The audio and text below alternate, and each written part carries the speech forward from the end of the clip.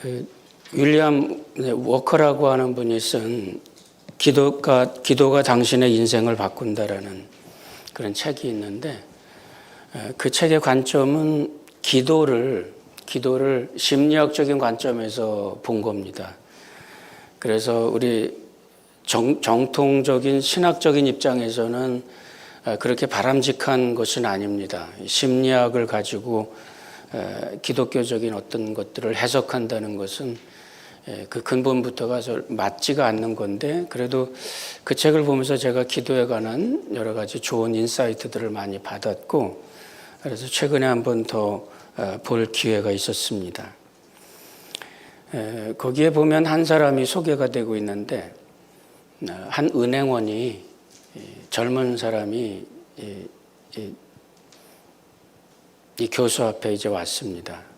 기도에 관해서 이제 연구를 하면서 그 연구하는 샘플 집단을 이렇게 셋으로 나눠 가지고 이제 거기에서 그들과 함께 기도에 대해서, 그러니까 기도 테라피예요. 기도를 가지고 치료하는 그런 과정인데, 이 젊은 사람이 그 교수 앞에 와서 아주 단호한 그런 마음으로 얘기를 합니다. 이 연구의 그 목적과 의도를 제가 받았고 또 관심이 있고 그래서 왔습니다. 그런데 교수님, 저에게 확실하게 증거를 보여주셔야 됩니다. 그러니까 본인도 여러 가지 갈등이 있었고 회의가 있었고 그런 가운데 이제 이런 프로그램에 참여를 하게 됐는데, 저에게 분명한 것을 보여주십시오. 장황한 의미 없는 웅변 같은 얘기들 하지 마시고, 이것은 간단히 얘기해서 무슨 말이냐면, 믿으면 해결됩니다. 믿음으로 기도하면 응답받습니다. 이런 허공을 치는 웅변 같은 얘기 하지 마시고, 기도에 관한 구체적인 증거를 보여주셔야 됩니다. 이렇게 요구를 하는 거예요. 그런데 이제 그것을 연구를 진행을 하면서 그러면서 뭐를 찾게 됐느냐 하면, 기도가, 물론 기도는 우리 하나님의 신비 가운데 있는 것이고 우리의 내면에 있는 세계로 하나님의 존재를 만나는 우리들의 인격으로 우리가 하나님을 만나는 아주 굉장히 신비한 일입니다. 그거를 무슨 세상의 과학적인 것을 연구를 해서 그것으로 무슨 샘플을 만들고 이렇게 하는 거는 어떻게 굉장히 우스운 일이에요. 그런데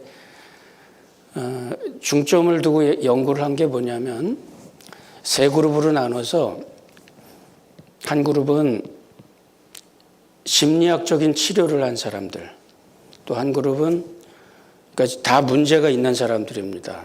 뭔가 우울증이 있고 고통이 있고 병이 있고 또는 죄책감이 있고 또 열등감이 있고 이런 여러 가지, 또 신경쇠약까지 있어서 조금만 무슨 문제가 생기면 몸에 문제가 생기고 또 이제 해결이 잘 안 되고 이러는 다양한 복합적인 문제들을 갖고 온 사람들이에요.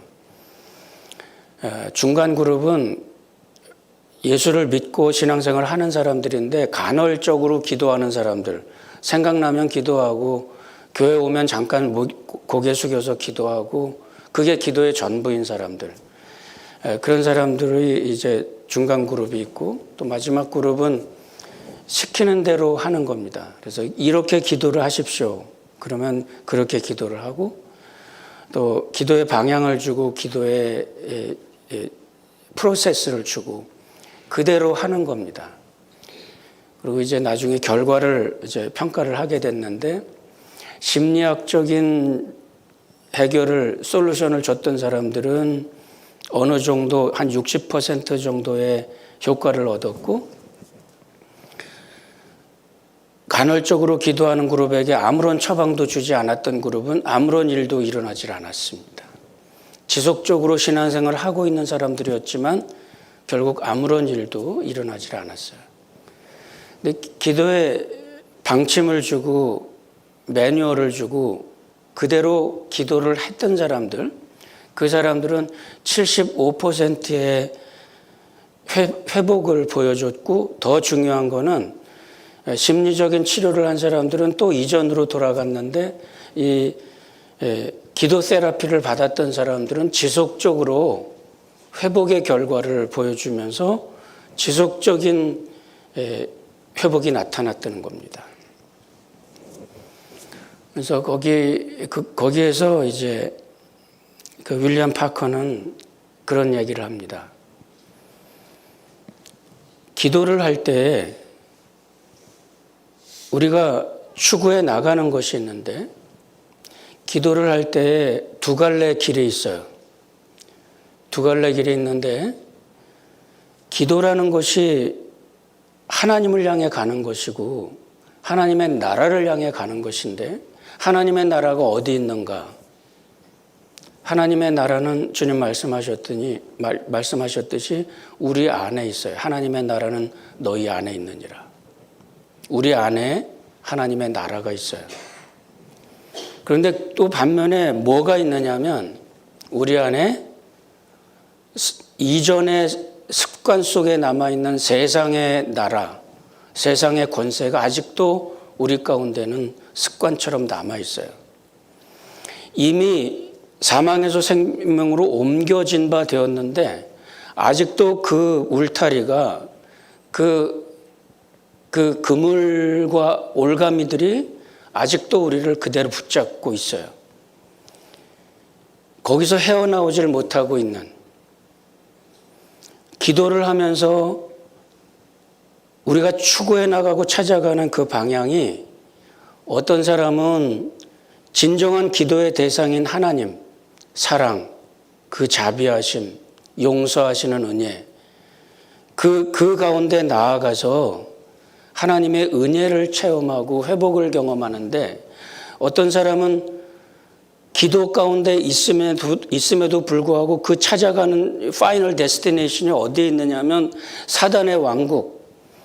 계속해서 우리 네 가지 그 사람이 예를 드는데, 계속해서 고통당하고 있는 문제, 죄책감, 열등감, 마음속에 잘못된 사랑, 증오, 이 네 가지가 대표적으로 이 신자들을 묶어 매고 있는데, 거기에 머물러 있는 사람들이 있다는 겁니다. 기도 테라피의 중요한 것은 뭐냐면, 기도할 때 하나님의 나라를 향해서 가라는 겁니다. 마음속에 있는 고통들, 증오들, 회개한다고 나와서 이전의 일을 끊임없이 끄집어내는, 그리고 눈물을 흘리면서 회개를 하면서 기도를 하는 것 같은데 끊임없이 마음속에 무엇을 붙잡고 있느냐 하면 열등감을 붙잡고 있고, 죄책감 붙잡고 있고, 증오심 붙잡고 있고, 지금 고통당하는 문제를 끊임없이 마음속에 되새기고 절대로 헤어나오지 못합니다. 기도한다고 기도하는 자리에 기도의 포메이션을 가지고 앞에 앉아 있는데, 그 마음의 깊은 내면에 추구하고 탐구해 나가는 것 같은 그 열정이 어디에 있느냐면 사단의 권세 가운데 있다는 거예요. 그거를 버리라는 겁니다. 그리고 하나님의 사랑을 추구하고 감사를 찾고, 나의 내면의 이 인격으로 하나님의 나라, 하나님의 모습, 내 안에 계시는 그 하나님을 찾고 추구하고 그 하나님과 함께 즐기고, 그 하나님과 함께 교제하고, 그 하나님 안에서 행복하고, 마치 어린 아이가 엄마 앞에 와가지고 행복하고 안락함을 느끼는 것처럼 하나님 앞에 왔을 때 그렇게 하라는 겁니다. 그렇게 지시한 대로 했던 사람들은 기도가 바뀌고, 기도가 바뀌니까 생각이 바뀌고, 생각이 바뀌니까 말이 바뀌고 행동이 바뀌어요.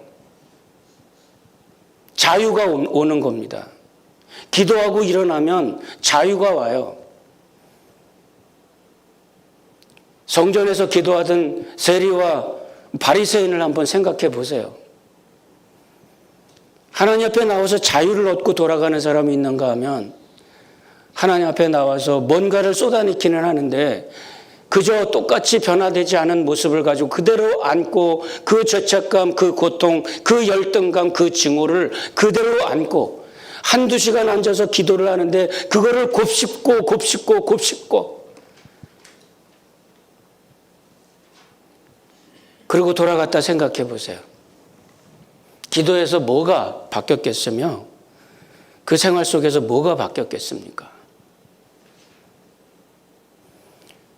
예수님의 소년 시절을 생각해 보면서 제가 오늘 여러분께 키워드를 드리는 것은 내가 아버지 집에 있어야 될 줄을 알지 못했습니까? 간단히 줄거리를 말씀드리면 매해 6월절이 되면 부모와 가족들이, 자녀들이 또 대부분 대가족이니까 친족들이 다 같이 예루살렘에 제사를 드리러 갑니다. 그 명절이니까 수많은 사람들이 모였어요. 그 명절에 거기서 제사를 드리고 예배를 드리고 돌아가는 길에는 대가족이기 때문에 아이들을 데리고 갔다가 돌아올 때는 가족들이 다 아이들을 챙깁니다. 그래서 내가 내 아이를 챙기지 않아도 다른 친척들이 다른 집에 아이라 그래도 다른 친척들이 보고 혼자 있으면 데리고 가고 이렇게 해서 여행을 하는 게 관습이었어요. 그러니까 동행 중에 있었다라고 이렇게 믿었다는 게 잘못은 아니에요. 마리아와 요셉이 12살짜리 아들이 동행 중에 같이 올 것이다 이렇게 생각한 게 잘못이 아닌데 그런데 와서 보니까 아들이 없는 거예요. 깜짝 놀라가지고 찾으러 올라갔습니다. 하루 길을 왔다가 사흘 길을 찾았어요. 찾지를 못하고 명절이 끝나고 나서 예루살렘은 위험한 곳이었습니다. 그런데 예수님을 찾으러 다니다가 성전에 올라갔는데 성전에서 예수님이 이제 랍비들하고 대화를 하고 율법에 대해서 토론하고 그렇게 하는 것을 봤습니다. 그런데 그런 과정에서 어떻게 네가 왜 이렇게 했니? 이렇게 부모들이 묻는 거예요. 그러니까 내가 아버지 집에 있어야 될 거를 알지 못했습니까? 이 말은 아버지의 집이라고 하는 그 어떤 장소를 말하는 게 아니라 아버지의 일을 이야기합니다. 아버지의 일로 내가 좀 이것저것 바쁘게 그곳에 있어야 될 거를 당연히 그거를 좀 기억하지 못했습니까? 이렇게 이제 반문을 하는 거예요. 부모들은 예수를 찾으려고 할 때 평상적인 곳에서 찾았어요. 그런데 못 찾았습니다. 예수님을 찾는다고 하면 예수님이 있어야 될 곳에 가야 되고 하나님을 찾고 싶으면 하나님이 있어야 될 곳에 가야 돼요. 이거는 교회에서 열심히 일하세요. 헌신하세요. 뭐 활동을 하세요. 헌금을 많이 하세요. 이런 거 아닙니다, 여러분. 하나님이 계신 곳, 우리 안에 하나님이 계신 곳, 내면의 깊은 지성소, 하나님이 계신 곳을 향해서 우리가 가야 되는데 엉뚱한 곳에서 헤매고 있어요. 내가 아버지의 집에 있어야 될 줄을 알지 못합니까? 여러분들에게도 똑같은 질문을 할 수 있습니다. 기도를 열심히 하는데 왜 뭐가 안 보이죠? 그럴 수 있습니다. 하나님을 좀 알고 싶은데 하나님이 도대체 어디 있는 거죠? 그럴 수 있어요. 그런데 그 추구하고 찾아가는 그 우리들의 모습과 우리들의 그 목적 의식과 목표가 지금 나의 관습이나 나의 생각에 머물러 있다면 제가 개런티 할게요. 일어나지 않습니다. 그런 일들. 세례 요한이나 예수님이 첫 메시지가 뭐였어요? 회개하고 하나님 나라를 믿으라. 회개하라는 건 돌아서라는 말이에요. 하나님의 나라는 하나님의 통치가 이루어지는 곳으로 들어와라 이런 뜻입니다. 하나님의 통치가 이루어지는 곳. 혈과 육이 아니라 세상의 견고한 진을 부숴버리는 그 능력이 어디에 있느냐면 예수 안에 있어요.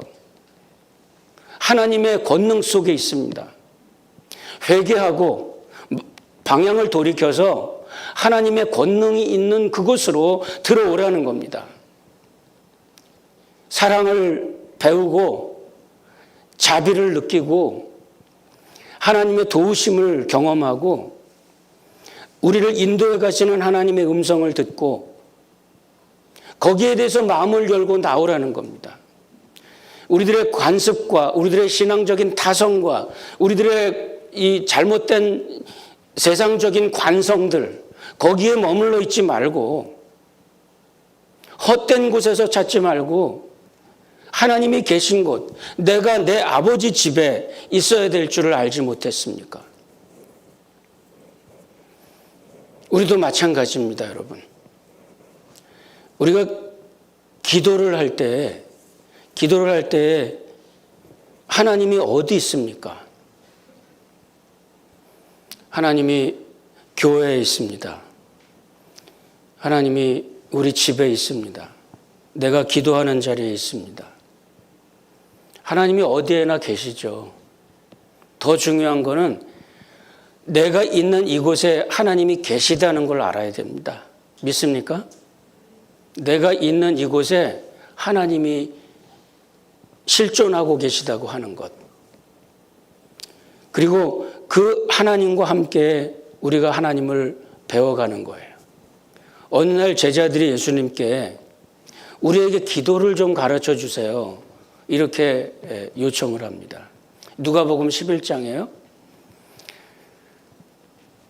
누가복음 11장에 우리들에게 기도를 가르쳐 주십시오. 이렇게 예수님께 요청을 하는데 예수님이 기도에 관한 여러 가지를 쭉 가르치시는데 그 주제들을 제가 이렇게 잠깐만 나열을 해볼게요. 지금 성경을 다 보면서 얘기를 할 수가 없으니까.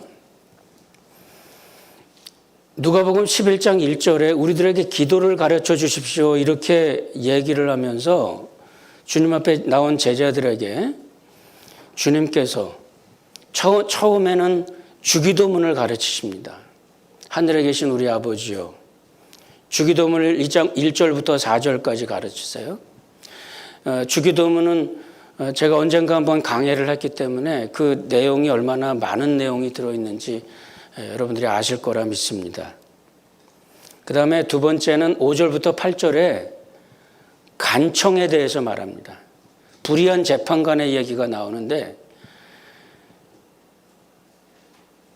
조금 타락한 부패한 재판관이라도 와서 간청하고 귀찮게 하면 들어주지 않냐. 하나님께 나가서 기도할 때도 그렇게 매달려서 간청을 해라.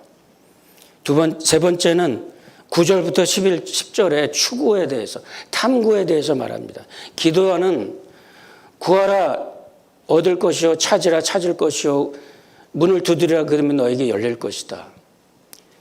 지속적으로 기도하는 가운데 탐구하고 추구하면 하나님께서 모습을 드러내시고 하나님께서 우리를 찾아오시고 우리를 만나주시고 우리에게 은혜를 베풀어 주실 것이다. 네 번째는 11절부터 13절에 구하는 자에게는 하나님께서 반드시 응답하신다. 응답하시는데 무엇을 어떻게 응답하시느냐 하면 더 좋은 것, 더 깊은 것, 더 많은 것, 더 큰 것으로 줄 것이다.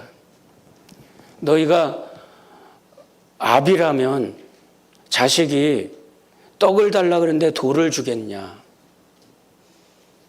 생선을 달라고 그러는데 뱀을 주겠냐? 더 좋은 곳으로 주지 않겠냐.